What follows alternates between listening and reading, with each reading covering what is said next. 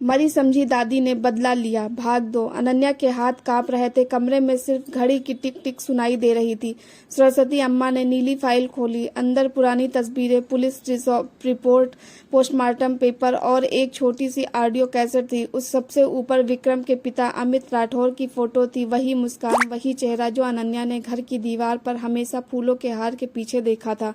उसे बचपन से बताया गया था अमित की मौत कार दुर्घटना में हुई थी, लेकिन फाइल की पहली रिपोर्ट कुछ और कह रही थी। ब्रेक फेल नहीं हुए थे, ब्रेक पाइप जानबूझकर काटा गया था। अनन्या ने चौंक कर अम्मा को देखा। अम्मा की आवाज भर्रा गई। मेरा बेटा हादसे में नहीं मरा था, उसे मारा गया था, और उस जिसने मारा वो हर रोज उसके फोटो के सामने अगरबत्ती जलाता रहा। उन्होंने कैसेट रिकॉर्डर में लगाई, आवाज खड़ाई, फिर साफ हुई। वह शकुंतला देवी की आवाज थी। अगर अमित बच गया तो सारी संपत्ति उसी के नाम जाएगी, हमें कुछ नहीं मिलेगा। बस आज रात गाड़ी तैयार रहनी चाहिए, बाकी काम खुद हो जाएगा। फिर दूसरी आवाज आई, घर का पुराना पुजारी जो सालों से सुबह शाम पूजा करवाता था। चिंता मत करो बहू जी, ब्रेक पाइप काट दिया है। सुबह मंदिर जाते वक्त मोड़ पर गाड़ी खुद खाई में जाएगी। अनन्या के पैरों तले जमीन खिसक गई। जिस आदमी को पूरा परिवार पंडित जी कहकर सम्मान देता था, वही हत्या का साथी था। अम्मा ने आंखें बंद कर ली। मैंने उस रात सब सुन लिया था, लेकिन मेरे पास सबूत नहीं था। उसी सदमे में स्ट्रोक आया। सबको लगा मैं टूट गई। मैंने वही दिखाया ताकि सब सच खुद मेरे सामने उगले। तभी बाहर मुख्य दरवाजे की घंटी जोर से बजी। रात के 12:15। महिला इंस्पेक्टर ने दरवाजा खुलवाया। दरवाजे पर वही पंडित खड़ा था, हाथ में पूजा की थाली, माथे पर बड़ा तिलक। शायद रोज की तरह रात की शांति पाठ कराने आया था। उसे अंदाजा भी नहीं था कि आज उसका अंत लिख चुका है। अंदर पुलिस देखकर उसका चेहरा उतर गया। शकुंतला और विक्रम को वीडियो कॉल पर गिरफ्तार देख उसका शरीर कांपने लगा। सरस्वती अम्मा व्हील चेयर पर बैठी थी। उन्होंने पहली बार उसे सीधे देखा। आज प्रसाद नहीं, अपने पाप का हिसाब दे। पंडित पीछे हटने लगा, अचानक मुड़ा और भागने लगा, लेकिन बाहर खड़े गार्ड ने पकड़ लिया। उसके हाथ से पूजा की थाली गिर गई। फूल, घंटी और राख फर्श पर बिखर गई। महिला इंस्पेक्टर ने उसे वही ऑडियो सुनाई।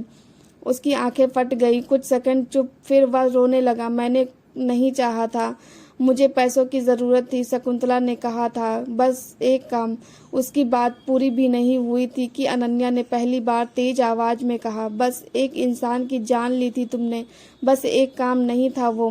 पुलिस उसे हथकड़ी लगाकर ले गई। कमरे में गहरा सन्नाटा छा गया। अनन्या ने धीरे से पूछा, अम्मा आपने यह सब मुझे क्यों दिखाया? सरस्वती अम्मा ने उसका हाथ पकड़ा, क्योंकि आज तो सिर्फ बहू नहीं रही, तू इस घर की मालिक है और इस खून के धंधे को खत्म करने वाली भी। उन्होंने ट्रस्ट के कागज उसकी गोद में रखे। कल सुबह प्रेस कॉन्फ्रेंस होगी, सब सच सामने आएगा और राठौर नाम पहली बार किसी लालची बेटे का नहीं, एक ईमानदार बहू का होगा। अनन्या की आंखों से आंसू बह निकले, लेकिन उसी समय ऊपर वाले बंद कमरे से अचानक किसी के कदमों की आवाज आई। सब ठिठक गए। घर में तो कोई और था ही नहीं। महिला इंस्पेक्टर ने टॉर्च उठाई। दरवाजा खोला गया।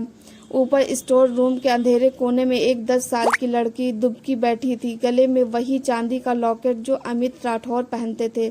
उसने सरस्वती अम्मा को देखते ही कहा, दादी मैं वापस आ गई। पापा ने मरने से पहले मुझे यही घर भेजा था। अम्मा की सांस रुक गई, उनके होठ कांपे। नंदिनी, अनन्या का दिल धड़कना भूल गया। घर की पुरानी तस्वीरों में यही बच्ची की थी, अमित की बेटी, जो 17 साल पहले उसके साथ गायब हो गई थी और सबने मान लिया था कि हादसे में मर गई, लेकिन वह जिंदा थी और उसके हाथ में एक छोटा पेन ड्राइव था। उसने कांपती आवाज में कहा, इसमें वो वीडियो है जिसमें मम्मी ने पापा को खुद धक्का दिया था। कमरे में हर कोई पत्थर बन गया, लेकिन मम्मी का मतलब सिर्फ एक ही था, शकुंतला देवी। अगली सुबह राठौर ग्रुप के मुख्य सभागार में प्रेस, ट्रस्ट बोर्ड, वकील और पुलिस मौजूद थे। सरस्वती अम्मा व्हील चेयर पर थी, लेकिन उनकी आवाज पूरे हॉल पर हावी थी। अनन्या उनके बगल में बैठी थी। रात भर में उसकी जिंदगी पूरी तरह बदल चुकी थी। नंदिनी ने पेन ड्राइव इंस्पेक्टर को दिया। स्क्रीन पर वीडियो चला। धुंधला फुटेज था, लेकिन चेहरे साफ थे। बरसों पुरानी रात, पहाड़ी सड़क। अमित राठौर कार से उतरकर किसी से बहस कर रहे थे। अचानक पीछे से शकुंतला ने धक्का दिया। अमित खाई की तरफ लड़खड़ाए। किनारे गिरने से पहले उनकी चीख आई, बच्ची को लेकर भागो। फिर कैमरा हिला, किसी ने छोटी नंदिनी को खींचकर झाड़ियों की ओर दौड़ाया।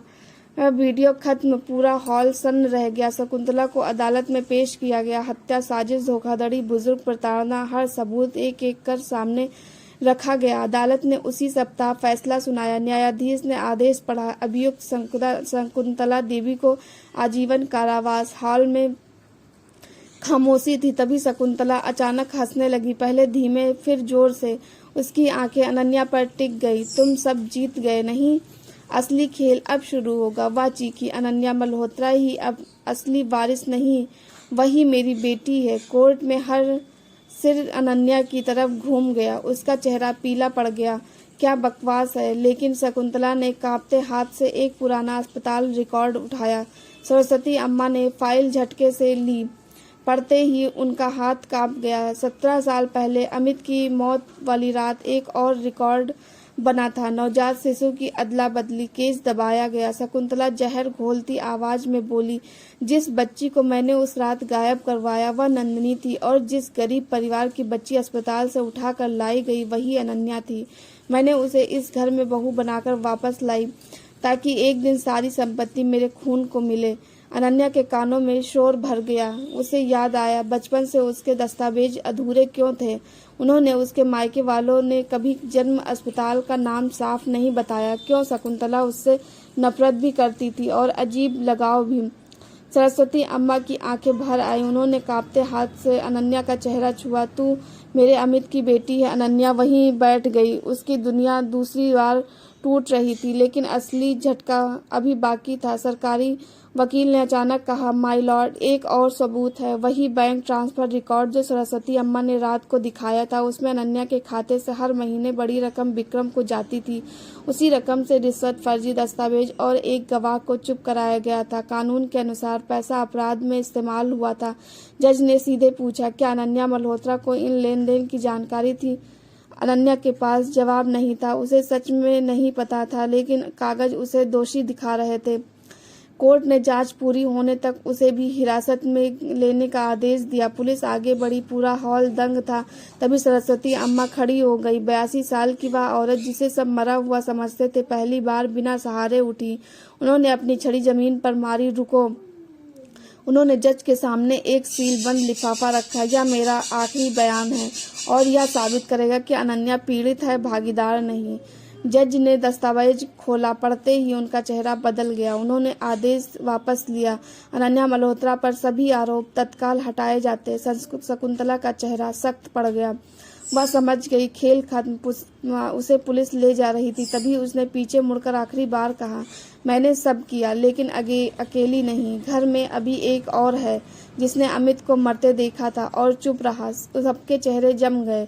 सरस्वती अम्मा की नज़र धीरे धीरे विक्रम पर गई। विक्रम जो हथकड़ी में था अचानक रोने लगा। मैं सिर्फ 9 साल का था। माँ ने कहा था अगर बताऊंगा तो नंदिनी को मार देगी। अनन्या ने उसे देखा। पहली बार उसे पति नहीं, अपराध का हिस्सा दिखा।